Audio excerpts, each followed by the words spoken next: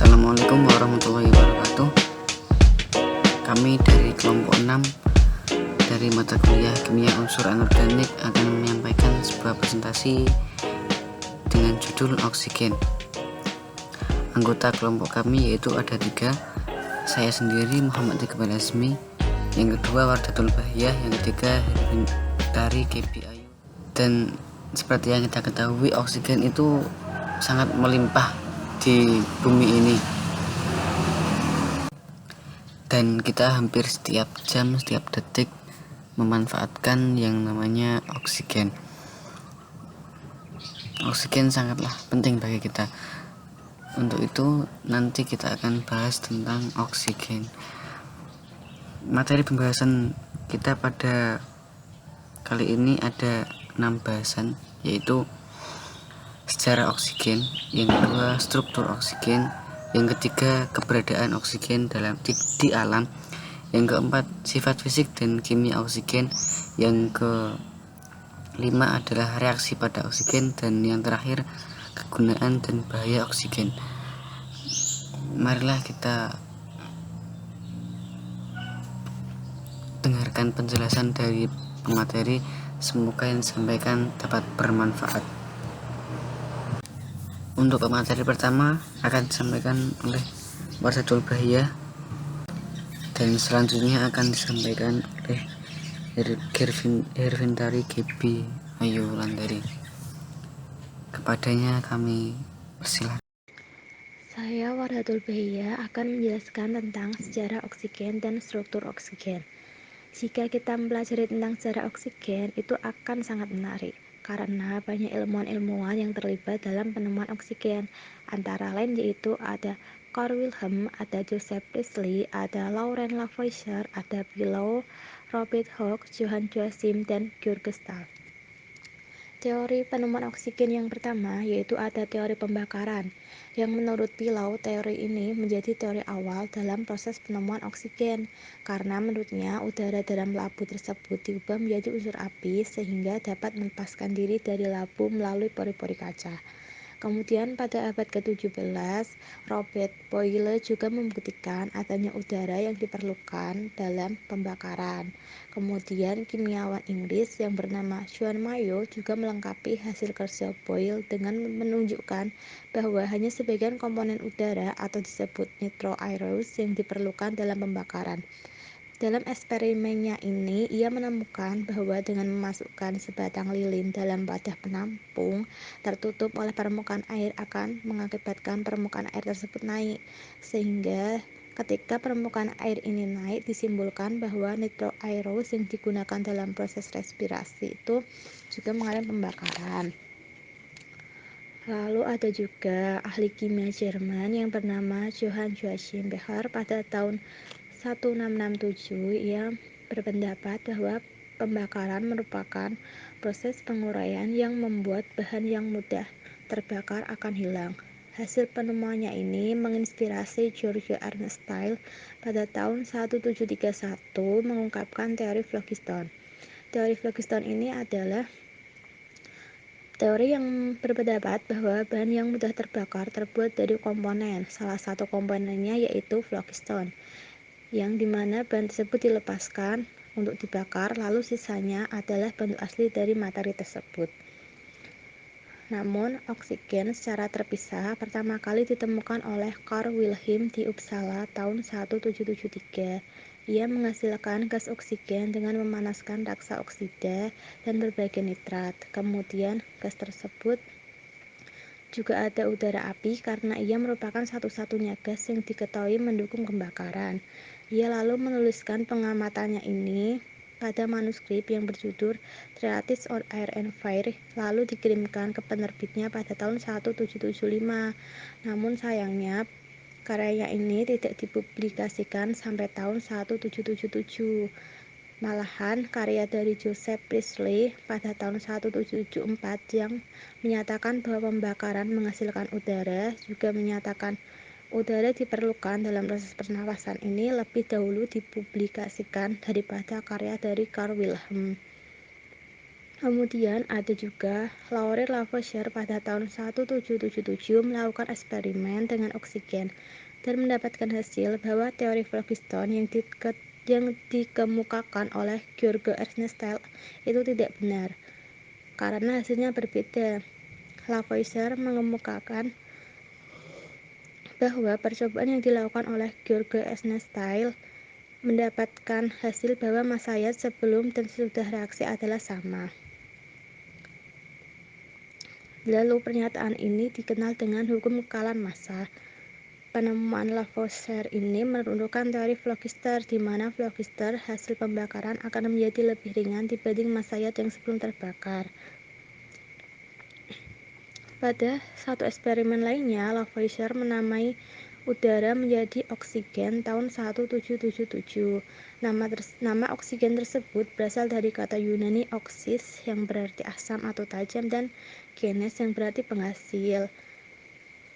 Dan ia percaya bahwa oksigen merupakan komponen dari semua asam. Dan maka dari itu, hingga sekarang udara juga disebut sebagai oksigen. Jadi begitu sejarahnya. Selanjutnya saya akan menambahkan tentang struktur oksigen. Pada suhu dan tekanan standar, oksigen berupa gas tak berwarna dan tak berasa yang memiliki rumus kimia O2, di mana dua atom oksigen secara kimiawi berikatan dengan konfigurasi electrotype spin. Ikatan ini memiliki orde ikatan 2 atau dijelaskan secara sederhana sebagai ikatan ganda ataupun sebagai kombinasi satu ikatan 2 elektron dengan dua ikatan 3 elektron.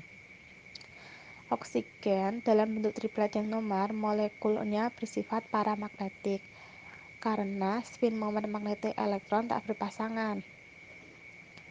Oksigen cair akan tertarik kepada magnet sehingga pada percobaan laboratorium jembatan oksigen cair akan terbentuk di antara dua kutub magnet yang kuat. Sedangkan untuk oksigen singlet adalah nama molekul oksigen O2 yang kesemuaan spin elektronnya berpasangan. Oksigen singlet ini lebih reaktif terhadap molekul organik pada umumnya. Secara alami, oksigen singlet dihasilkan dari air selama fotosintesis. Ada juga yang dihasilkan di troposfer melalui fotolisis ion oleh sinar berpanjang gelombang pendek dan oleh sistem kekebalan tubuh sebagai sumber oksigen aktif. Materi yang selanjutnya yaitu keberadaan unsur oksigen di alam. Yang pertama, asal oksigen. Di alam, oksigen bebas dihasilkan dari fotolisis air selama fotosintesis oksigen. Ganggang hijau dan sianobakteri, atau yang lebih dikenal dengan alga, berada di lingkungan lautan menghasilkan sekitar 70% oksigen bebas, sedangkan sisanya dihasilkan oleh tumbuhan di daratan. Oksigen dalam bentuk O2 dihasilkan dari air oleh sianobakteri. Selanjutnya, oksigen itu beracun. Meskipun bagi manusia oksigen merupakan gas yang paling penting, namun bagi beberapa organisme, oksigen merupakan gas yang beracun. Oksigen beracun bagi organisme anaerob, yang merupakan bentuk kehidupan paling dominan pada masa-masa awal evolusi kehidupan. Selanjutnya, alotrop oksigen lainnya. Alotrop merupakan modifikasi pada suatu unsur. Dalam hal ini, oksigen memiliki alotrop yaitu O3 atau yang lebih dikenal dengan ozon. Lapisan ozon pada atmosfer membantu melindungi biosfer dari radiasi ultraviolet. Selain ozon, terdapat pula molekul metastabil TH-oksigen atau O4 yang memiliki fasa padat. Selanjutnya, massa oksigen. Gas oksigen merupakan komponen paling umum kedua dalam atmosfer bumi, menduduki 21,0% volume dan 23,1% massa, atau sekitar 10⁻15 ton atmosfer. Seperti yang kita ketahui, di antara planet lain, bumi memiliki konsentrasi gas oksigen yang tinggi dibandingkan dengan planet lainnya. Hal tersebut patut kita syukuri, karena oksigen merupakan gas yang paling kita butuhkan. Selanjutnya ada siklus oksigen. Faktor utama yang mendorong siklus oksigen ini adalah fotosintesis. Fotosintesis melepaskan oksigen ke atmosfer, manakala respirasi dan proses pembusukan. Siklus oksigen berkaitan dengan siklus karbon. Oksigen berasal dari fotosintesis, kemudian oksigen tersebut digunakan oleh makhluk hidup untuk respirasi misalnya. Kemudian CO2 yang dihasilkan oleh manusia atau mesin-mesin industri akan diserap untuk proses fotosintesis dan kemudian menghasilkan oksigen kembali. Begitu seterusnya. Untuk selanjutnya yaitu sifat fisika dan kimia oksigen. Sifat fisik oksigen. Di antaranya yaitu warna oksigen cair adalah biru seperti warna biru langit. Lalu, oksigen lebih larut dalam air daripada nitrogen. Air mengandung sekitar 1 molekul O2 untuk setiap 2 molekul N2, dibandingkan dengan rasio atmosferik yang sekitar 1:4. Kelarutan oksigen dalam air bergantung pada suhu. Pada suhu 0 derajat Celcius, konsentrasi oksigen dalam air adalah 14,6 mg per liter. Pada suhu 5 derajat Celcius, kelarutannya bertambah menjadi 9,0 ml, atau 50% lebih banyak daripada 25 derajat Celcius per liter untuk air murni dan 7,2 ml atau 45% lebih per liter untuk air laut. Materi selanjutnya yaitu sifat fisika dan kimia oksigen. Yang pertama, sifat fisik oksigen. Warna oksigen cair adalah biru seperti warna biru langit. Oksigen lebih larut dalam air daripada nitrogen. Air mengandung sekitar 1 molekul E2 untuk setiap 2 molekul N2, bandingkan dengan rasio atmosferik yang sekitar 1:4. Kelarutan oksigen dalam air bergantung pada suhu. Pada suhu 0 derajat Celcius, konsentrasi oksigen dalam air adalah 14,6 mg per liter. Pada suhu 5 derajat Celcius, kelarutannya bertambah menjadi 9,0 ml atau 50% lebih banyak daripada 25 derajat Celcius per liter untuk air murni dan 7,2 ml atau 45% lebih per liter untuk air laut. Oksigen merupakan zat yang sangat reaktif dan harus dipisahkan dari bahan-bahan yang mudah terbakar. Selanjutnya, keterangan sifat fisik oksigen sebagai berikut. Oksigen memiliki lambang O dan nomor atom O adalah 8. Dalam deret kimia, termasuk ke dalam non-logam. O memiliki nomor massa 16, periode 2, dan terdapat di blok P. Penampilan oksigen tak berwarna. Massa atomnya 15,99 gram per mol. Konfigurasi elektron oksigen 1s2, 2s2, dan 2p4. Jumlah elektron tiap kulit yaitu 2 dan 6. Sifat fisik lain dari oksigen yaitu pada fase gas, massa jenisnya 0 derajat Celcius 101,325 kPa, yaitu 1,429 gram per liter. Titik leburnya 54,36 Kelvin, titik didih 90,20 Kelvin, kalor peleburan 0,444 kJ per mol, kalor penguapan 6,82 kJ per mol, dan kapasitas kalor oksigen pada suhu 25 derajat Celcius yaitu 29,378 Joule per mol Kelvin. Selanjutnya, sifat kimia oksigen. Yang pertama, ada 3 isotop oksigen yang terdapat di alam. Di antaranya 16O sebanyak 99,76%, 17O sebanyak 0,02%, dan 18O sebanyak 0,2%. Dengan bobot isotop persatuan massa atom, 16O memiliki bobot 15,99, 17O 16,99, dan 18O memiliki bobot 17,99. Selanjutnya, oksigen dengan konfigurasi elektron 1s2, 2s2, dan 2p4 dapat membentuk dua ikatan kovalen. Sifat kimia oksigen yang ketiga, yaitu atom-atomnya hanya memerlukan 2 elektron lagi untuk mencapai konfigurasi S2P6 dari gas mulia. Yang keempat, sering bereaksi sebagai zat pengoksid dengan mencapai keadaan oksidasi -2. Yang terakhir, oksigen adalah zat pengoksid yang paling kuat.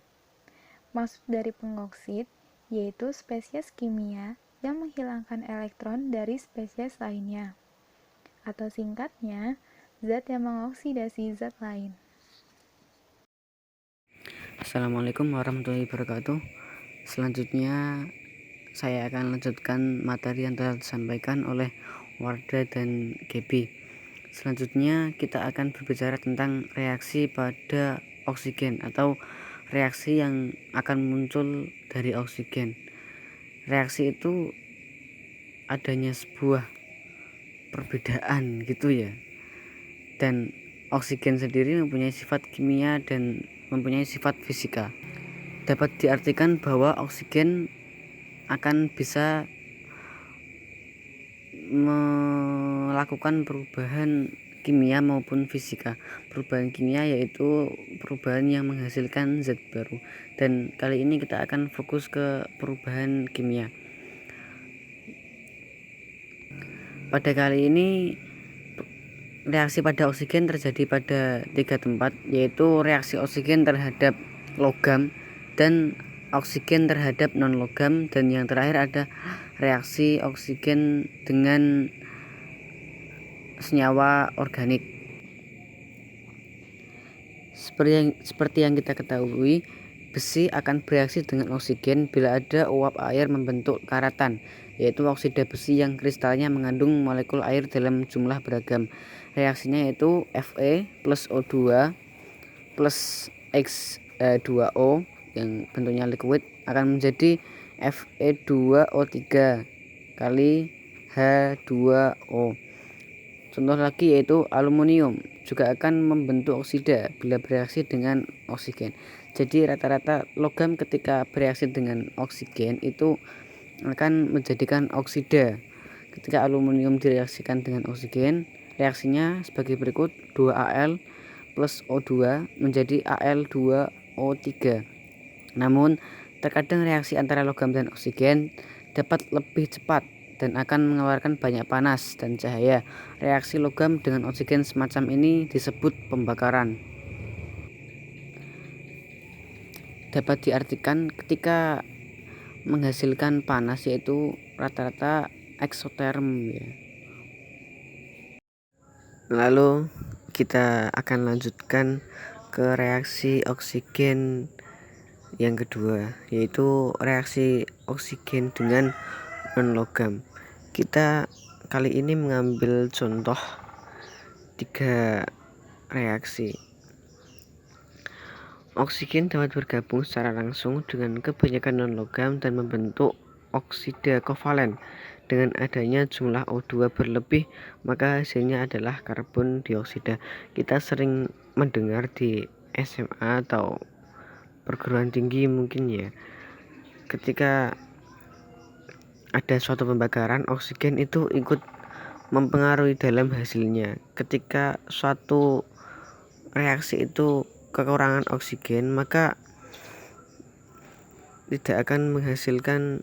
Contoh C ketika dibakar itu, ketika oksigennya kekurangan, maka dia akan, ketika suatu pembakaran kekurangan oksigen, maka contohnya kita ambil contoh langsung aja ya. Ketika C dibakar, ketika oksigen memenuhi pembakaran tersebut, maka yang terbentuk adalah CO2. Namun ketika oksigennya kurang, maka zat yang terbentuk adalah karbon monoksida atau CO, yang mungkin bisa kita kenal biasanya itu terbentuk dari hasil pembakaran motor-motor di jalan raya ya. Lalu kita ambil contoh lagi yaitu atom es belerang. Ketika dibakar, maka akan mendapatkan SO2. Itu kalau oksigennya terpenuhi atau tercukupi. Kalau tidak ya akan terbentuk SO, hanya akan terbentuk SO. Ada lagi P4 ketika dibakar, ketika oksigennya tercukupi maka akan terbentuk P4O10. Lalu selanjutnya kita akan membahas tentang reaksi senyawa organik dengan oksigen. Senyawa organik itu apa? Lawannya senyawa anorganik ya. Senyawa organik yang paling sederhana disebut hidrokarbon. Senyawa yang hanya terdiri dari karbon dan hidrogen. Hidrokarbon yang paling sederhana adalah metana CH4. Senyawa organik itu kalau kita sudah sering bahas di SMA ya, yang CC itu loh ya, metana, butana, butena itu senyawa organik. Atau bisa yang pewanjang C10H22 gitu, itu adalah senyawa organik. Kita pada kali ini ambil contoh CH4 atau metana. Metana dan hidrokarbon lainnya mudah terbakar dalam udara. Bila tersedia oksigen yang cukup, hasil pembakarannya adalah karbon dioksida dan air. Ketika tadi kan kita berbicara tentang C yang terbakar, maka akan terbentuk CO2 ketika oksigennya tercukupi, dan akan terbentuk CO ketika oksigennya tidak tercukupi. Hal ini juga sama ketika CH4 dibakar. Ketika CH4 dibakar dengan oksigen yang cukup, maka akan menghasilkan CO2 dan H2O. Namun ketika oksigen yang diperlukan tidak memenuhi, maka akan terbentuk CO2 atau karbon monoksida dan H2O saja.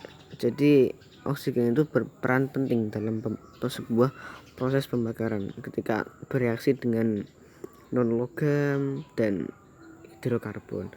Contoh yang lain banyak ya, nanti bisa mereaksikan sendiri. Sedangkan bila oksigen sedikit sekali, maka hanya hidrogen yang bereaksi dengan oksigen membentuk air. Ketika tadi kan terpenuhi, kurang, lalu sekarang ketika metana dibakar dengan ketersediaan oksigen yang sangat kecil sekali, maka reaksinya adalah CH4 plus O2 akan menjadikan C dan 2H2O, hanya C ya. Lalu kita lanjutkan di bab selanjutnya, kegunaan dan bahaya oksigen. Kita membahas kegunaan oksigen dulu ya. Pertama, dioksigen molekuler O2 sangatlah penting untuk respirasi sel organisme aerob. Oksigen digunakan di mitokondria untuk membantu menghasilkan adenosida trifosfat selama fosforilisasi oksidatif. Jadi oksigen itu sangatlah penting di segala sisi. Ini di sel pun masih penting ya, membantu menghasilkan ATP. ATP itu suatu zat yang terbentuk ketika proses fosforilasi oksidatif. Yang kedua, gas oksigen digunakan dalam pengolahan besi menjadi baja di tanur terbuka. Mungkin seperti pembakaran gitu ya. Lalu yang ketiga, oksigen dalam bentuk oksiatilena, campuran gas karbida dan oksigen, digunakan untuk membersihkan kerak besi dan menghaluskan tonjolan-tonjolan pada produk baja. Ozon digunakan sebagai bahan pemutih dan pembunuh mikroorganisme. Jadi bisa dipahami ya, bisa menghaluskan tonjolan-tonjolan pada produk baja. Dan ozon itu O3, digunakan sebagai bahan pemutih dan pembunuh mikroorganisme. Mikroorganisme itu organisme yang sangat kecil. Ada lebih kecil lagi, itu sub mikroorganisme. Yang keempat, manfaat oksigen lainnya bagi manusia. Berarti masih banyak ya. Meningkatkan daya ingat dan kecerdasan otak.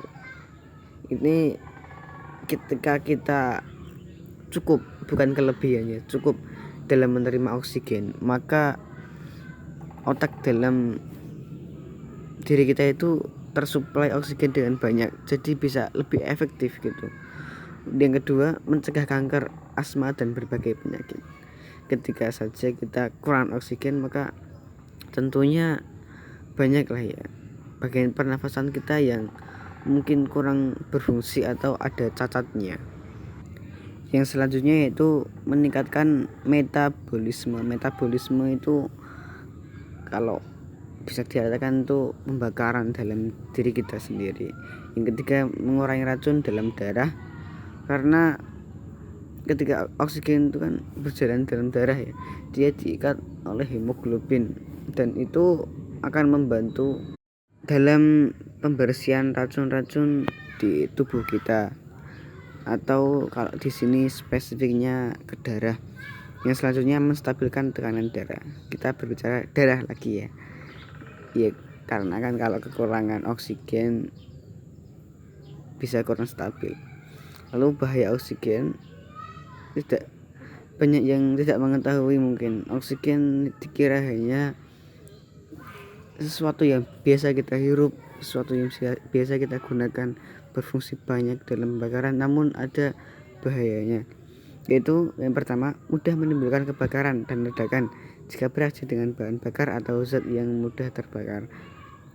Ini yang mungkin diketahui namun tidak disadari ya. Kita berbicara tentang pembakaran lagi ya. Ketika sesuatu benda terbakar dan oksigen itu terpenuhi, maka akan terjadi reaksi yang sempurna.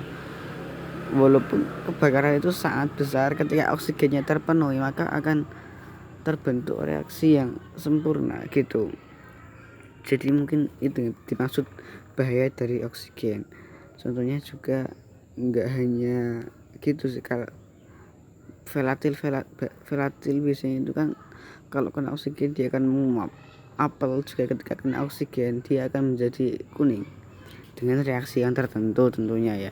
Tidak hanya dipengaruhi oleh apel, maksudnya tidak hanya dipengaruhi oleh oksigen saja.